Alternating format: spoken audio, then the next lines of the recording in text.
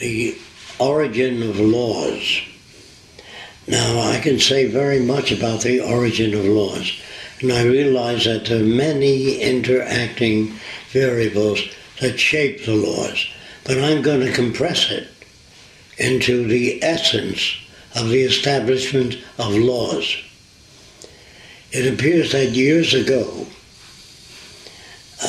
in order to manage tribes and small communities, it was very difficult to manage people unless they invented laws. Now, the tribe leader always got the best of the deal as a rule.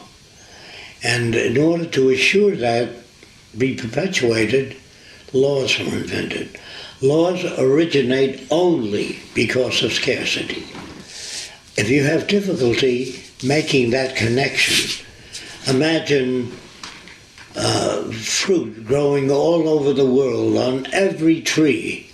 There would be no laws as to how much fruit you can eat if it grew all over the place. Only when food is scarce does laws come in. Not only food, but when anything is scarce, man makes laws as to who gets what. And naturally, the control group of any society gets the best. And that's the way the law is set. If we run out of material, laws are arranged so that some people get so much and others get so much, and by the amount of work you do, you get so much or so much less. But remember this, as essence, a way of thinking about law is think in terms of scarcity. If most of the airplanes disappeared, for whatever reasons, hurricane storms, then the few planes that did exist would be used by the establishment, the key rulers of the establishment. Do you understand that? If thousands of planes exist, thousands of cars, there's no need to make laws regarding who uses cars. But you can make laws about cars. On the highway, the speeds, all that sort of thing. That's to maintain a degree of control. But the best way to maintain control is through technology, so that you make cars that can't hit one another and can't exceed the speed as established in the given district. And rather than having the speed rate indicated on the highway, the power output for cars will be a certain range, instead of saying, do not drive over 60 miles an hour, or the speed limit is 60 miles an hour. The power output in that region is 60 miles an hour. And also there are other sensors that prevent cars from hitting each other. It doesn't say drive carefully. The life you take may be your own. You don't need that. You need cars. Well, can that be done? It's done in elevators. When you get in an elevator, you can't excel the speed. It operates at the optimal speed for that elevator under those conditions. So let me repeat myself again and again.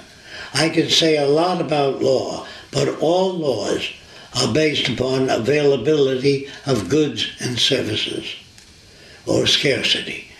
If there's an abundance of food, if there's abundance of oxygen, no one can put a price tag on it. If there's an abundance of underground water, nobody cares how much water you use. But laws come into existence when and only when there's a scarcity. Do you understand that? You cannot maintain laws with abundance. So when people say, well, what are the new laws in the Venus Project?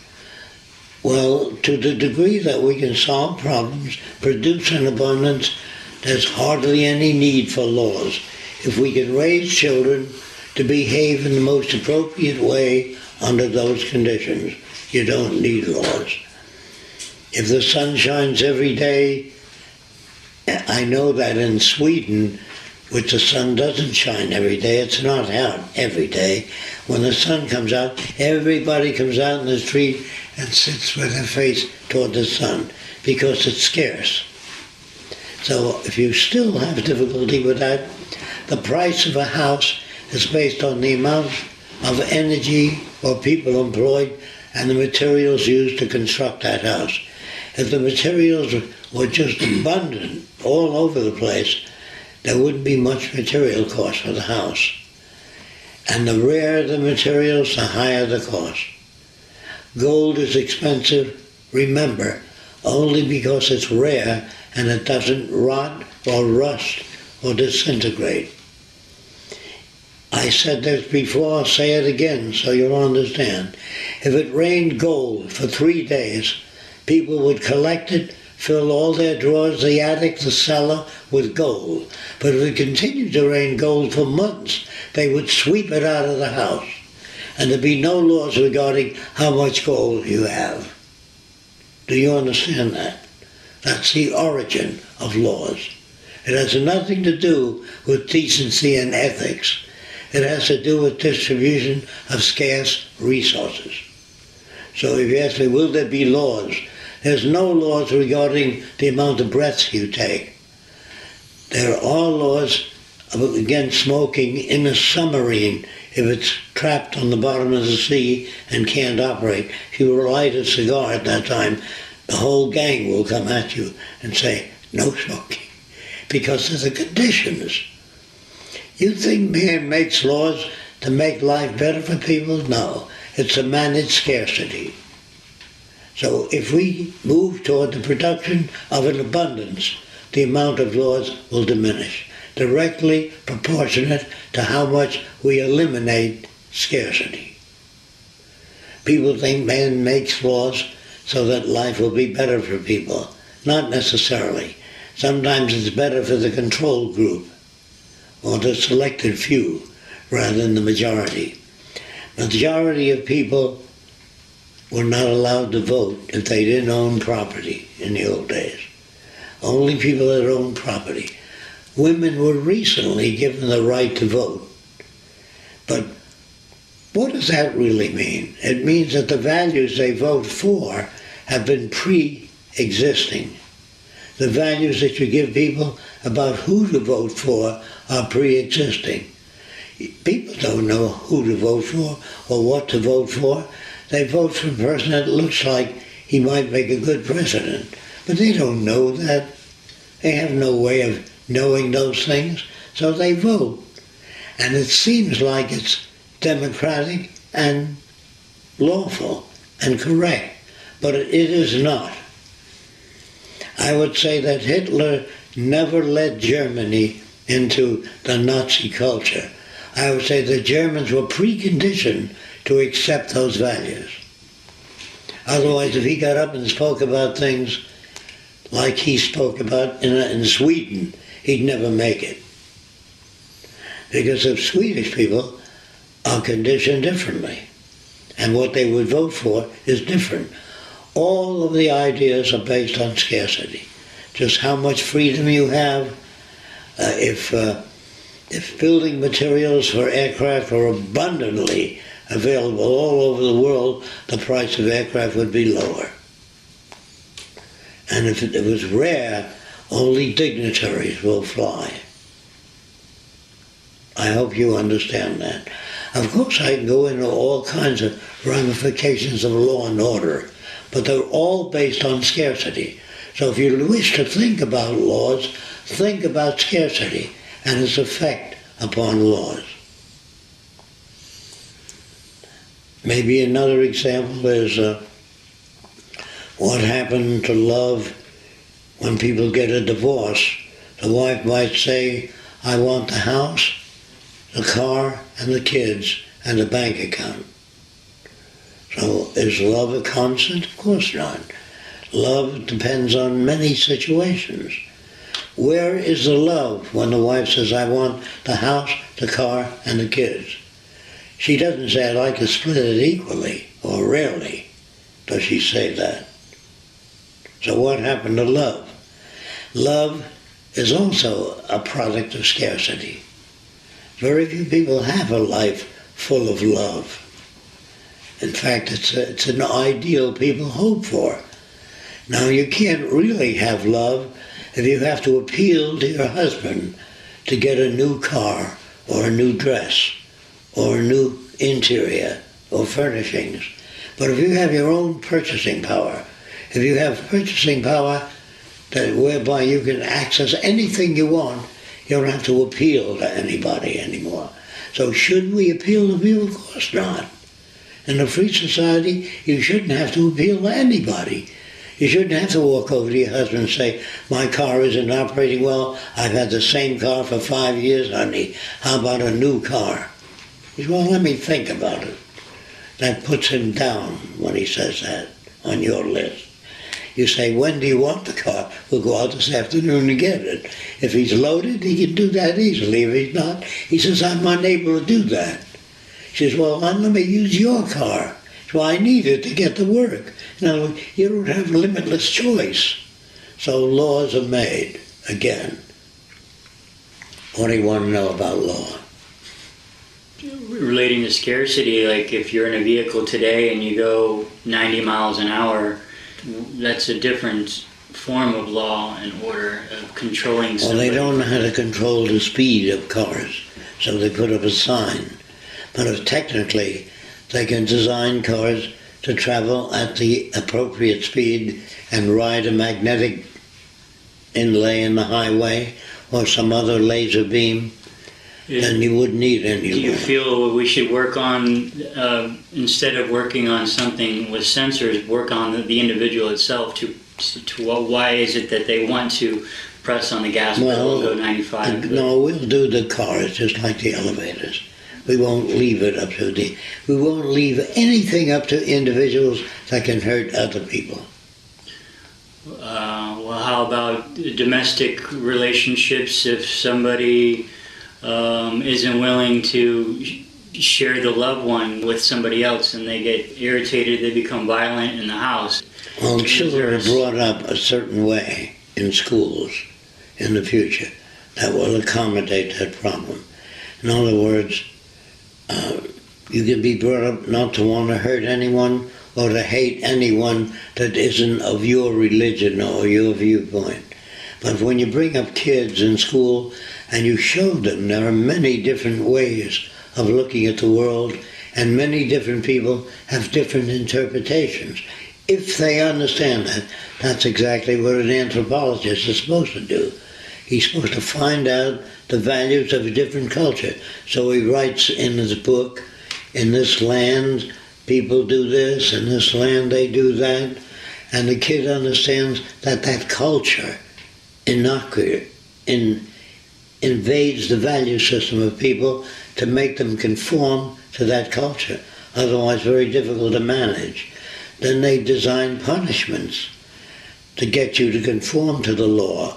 But if you can meet human needs, most human needs, you don't need as many laws. You only need laws during periods of disaster, shortages, things of that sort. And law enforcement will be definitely used if a meteor hits the earth and destroys a lot of the vegetation. Then vegetation will be allocated in quantities, different quantities for different people. But the distribution center, they will have to devise equipment on you. When you walk over and say, I need 5 boxes of ham or 10 boxes of vegetables, it'll scan you and know that you already got it. Do you understand that? Instead of making a law, there are very few people that try to fly jumping out of windows unless they're on drugs. You know what I mean? I think that when you bring up children, they won't try to swim to England. They know that it's far away, and most people don't attempt that. Only when a person is on drugs or brain damage will they try to swim to England. Well, most people don't try that. But I see schools that really educate people in terms of the environment. They don't try to twist their wrist and get them to be obedient. They say these people want to be alone.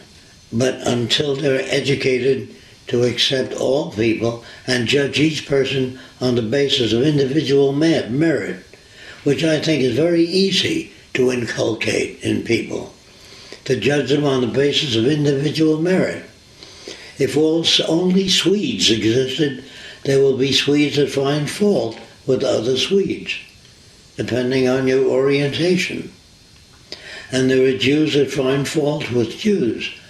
I read recently of Jewish aviators in Israel that have dropped their bombs at sea because they didn't want to drop it on the Palestinians. Of course, if they're caught doing that, they go to jail. But there are many people that learned how to express themselves without making it public if it's dangerous. It's the law in Israel. When you're given bombs, you use them to destroy the enemy. In the United States, if a guy waits his machine gun bullets up in the air, and if they catch him doing that, he may go to jail. He's broken the law. What law? The law of killing people. Well, he himself feels that he doesn't want to do that, but the government cannot afford to give him a gun and let him do what he wants with it. If you just shoot people in the army you don't like, it's just like shooting your enemy, isn't it? But that's against the law. You might go before a firing squad if the army finds that you did that. But if you shoot a guy in the back while you're running into a battlefield, they may not detect that. I'm sure there are a lot of perfect crimes committed in the army and other places. Even if the majority of people say that he should be executed, remember that's their value system, which they picked up from their culture. Live and let live. What the hell does that mean? Well, does it mean no war? You've heard that expression, live and let live. Well, I asked religious people about mosquitoes, and they said they're made by Satan, mosquitoes, all rats and things like that, so you can kill them. They have to have an answer to those things. Otherwise people get confused. But in India, you're not supposed to kill anything. You're not supposed to kill a bug, a fly, a mosquito, because all life is sacred. And some cultures believe that people come back as rats, and they have to live out their lives. If you kill a rat, you're killing or making the karma bad for the person and yourself. And if you believe you're put on earth to suffer, if you get them very young, and every time they bang their knee, they say, boy, I'm paying off my karma. You know what I mean? So you make people accept miserable situations. I would say that was the original intent of law, to get the masses of people to accept the limitations superimposed upon them as being the result of their own misbehavior. You deserve what you get. You ever hear that? You deserve what you get. So if you can convince people that all the misery that befalls you, you're paying off your karma, well, that's not bad. You don't have to have too many policemen out there either. So you got to remember that law is a practice based on scarcity, to take care of the in-group as a rule. I noticed recently that a very important person was accused of rape, and he hired the best attorneys. Well, he also wanted to head for France right away. He wanted to get out of the country, so he couldn't be put in jail. But they stopped him. So using that example sometimes says to people, everybody is subject to justice under the law. But there are a lot of people that can afford an attorney who can look up the person that claimed he raped. And they could say, well, didn't you once claim that once before in another court? Or make her look like a cheap prostitute. You know what I mean? If you have a good enough attorney, he can take anything anybody says and twist it around. Do you understand? And if you could afford only a mediocre attorney, you might wind up 2 years in jail. If you could afford a good attorney, you might get 2 weeks probation, a month probation. So attorneys must understand by that alone they are corrupt. If you can hire a better attorney than I can, you are corrupt, so's the attorney for defending you. If he was honest, he'd say, the other attorney, you got a point there. I can't disagree with you. If attorneys were honest, right? Yeah. Well, it's very hard to take a famous person and put him in a bad light. If lots of people have learned, I hate to use the word, to love him or concerned about him. They would rather, in the Deep South, I remember, a man would get up in court and say, you're going to take a nigger's word against a white man's word? If the black man claimed he was mistreated, the white man would say, are you going to take a nigger's word against a white man's word? To the judge. If you want to be elected next year? You know, so a lot of people figure blacks lie. They have to sustain their bigotry. And also, if you owned a grocery store and you fought for the underhanded, you fought for the underprivileged, people may not go to your drugstore if it's a racial community. If you took care of a black man and say, I think he's telling the truth, and the majority disagree with you, they will boycott your store. Do you understand that? That's why conformity is almost forced. Does that make sense? Conformity is forced because they can take away your livelihood, put you in jail, build up Trump charges against you. It's very hard to sell German war bombs in America during the war. Almost impossible. In fact, you'd be picked up sooner or later if you even tried it. When I say that people cannot communicate with each other, I'm referring to the fact that if 10 Afro-Americans went to a Klan meeting to try to give them their point of view, they could not convince them. If the Jews went to a Nazi meeting to try to get them to understand live and let live, they would not succeed at a Nazi meeting.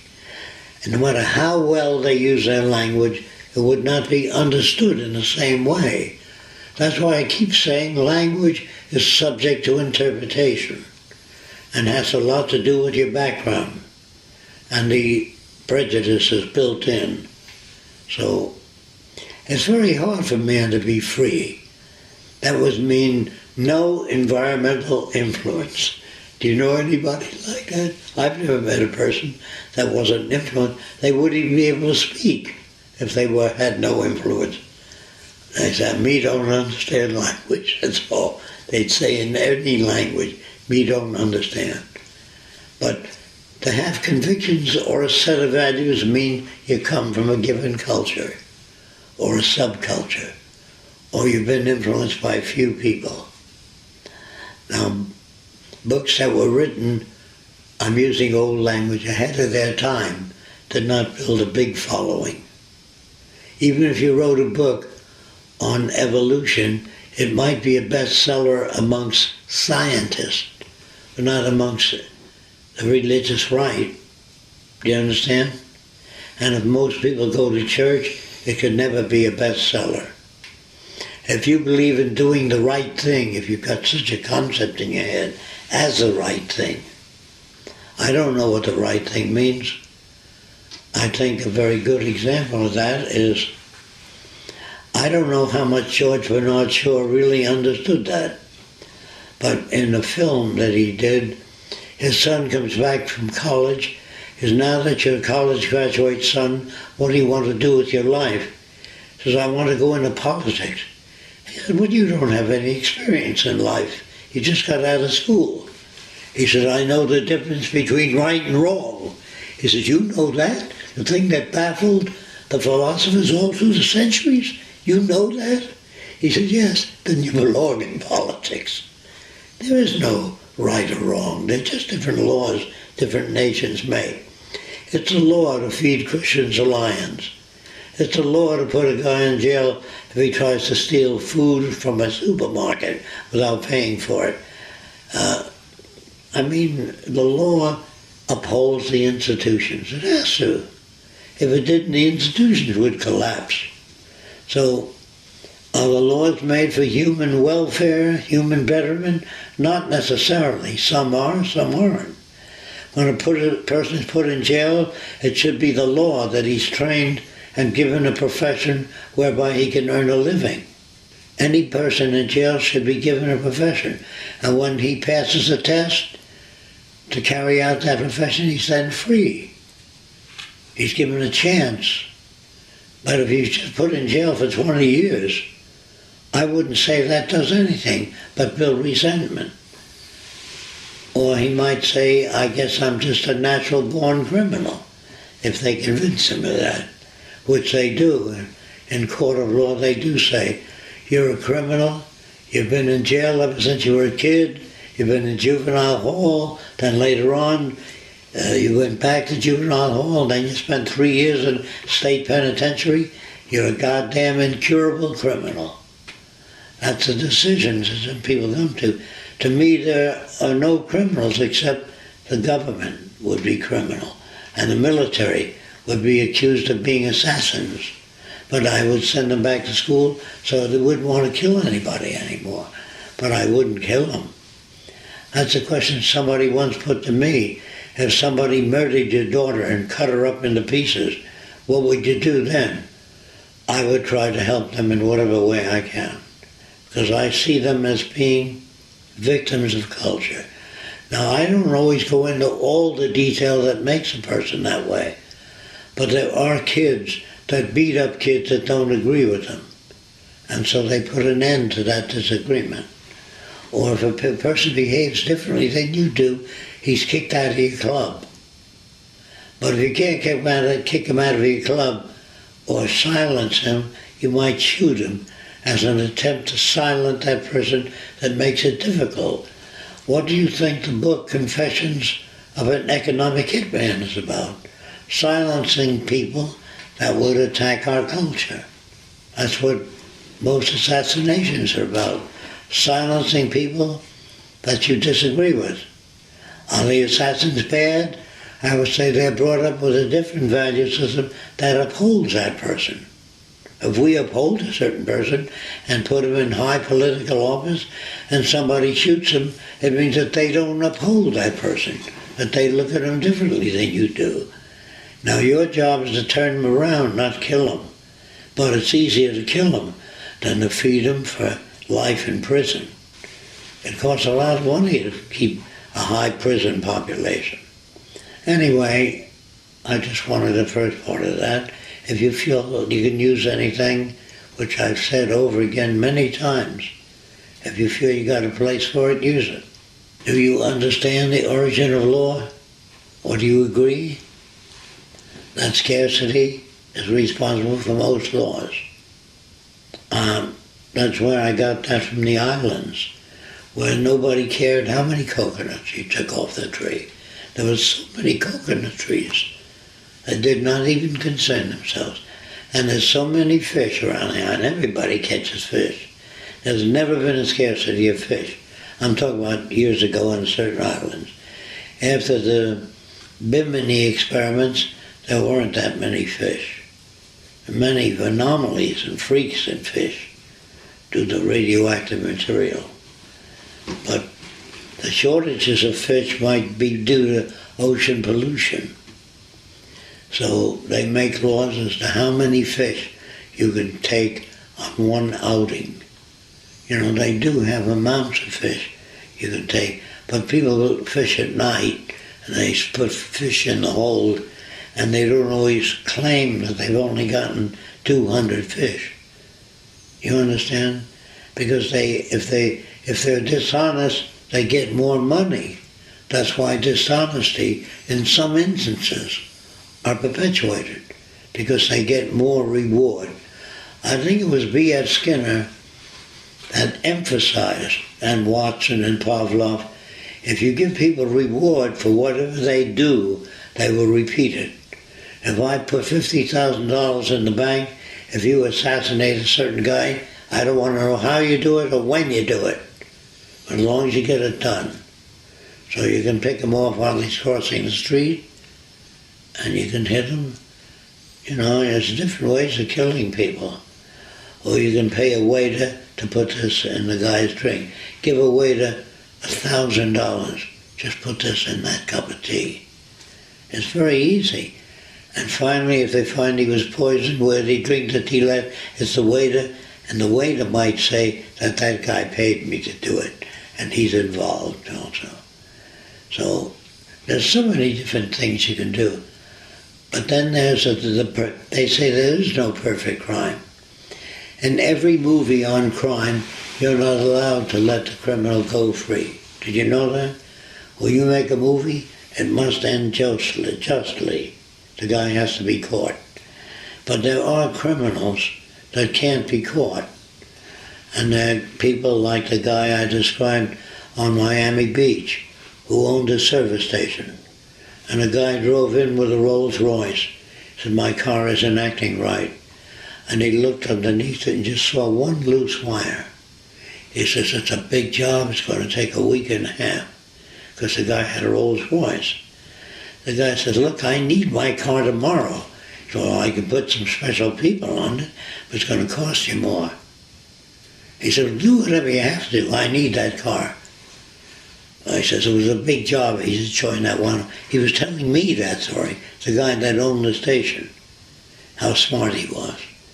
But he would be considered a criminal if he made that statement publicly.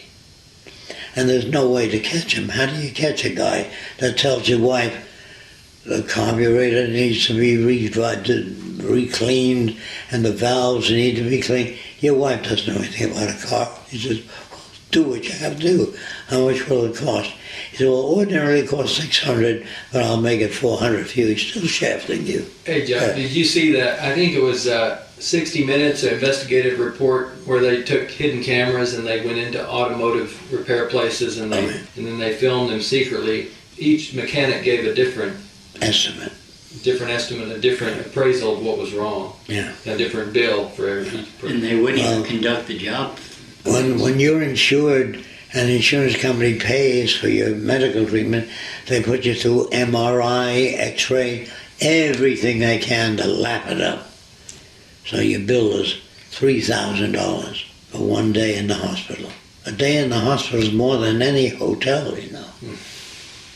So are hospitals corrupt? Everything this system touches tends to be corrupt because it rewards deceptive behavior. That's why it's corrupt. If every time a person became corrupt, bingo, a light would go on and tell somebody, hey, that guy is corrupt. You know, corruption can work only if you get reinforced for it. But it's very hard for a person to be corrupt in the Navy. A guy working on an aircraft carrier, he can't sabotage airplanes easily because there's so many sailors all trained to serve a given function. If a plane crash lands, there's a group with fire extinguishers ready. If the guy is flying too low, there's a guy with a flag that tells him to come in again and circle and come in higher. Everybody on an aircraft carrier, as far as I know, is there for a given function. But in the world you live in today, it's not that way. And they don't have much corruption on an aircraft carrier. I don't say they don't have any corruption. They do have some corruption, but not as much. And any managed system like aircraft carrier or a war tank or a bomber with a flight engineer who tells a pilot or sets the airplane heading and the pilot can't do that, then there's a guy in the back of the plane, the tail gunner. Then there's a guy under the pilot, a front gunner. And if a pilot is not nice to the front gunner, you know, your life is threatened. Do you know what I mean? You have to be nice to everybody in that airplane. Do you understand what I mean? Your existence depends on that. But if it doesn't depend on that, you can dispense with certain people. So if we can make the world interdependent and show the extensionality of all nations, which is never done in school, I think it would be difficult to want to kill another person if you know what that means. That's what I wanted to say about law. Do you understand that? I think you can take it from there. If they don't get it, have them write us. You got a touch of laryngitis, Jock. Yes, that's it.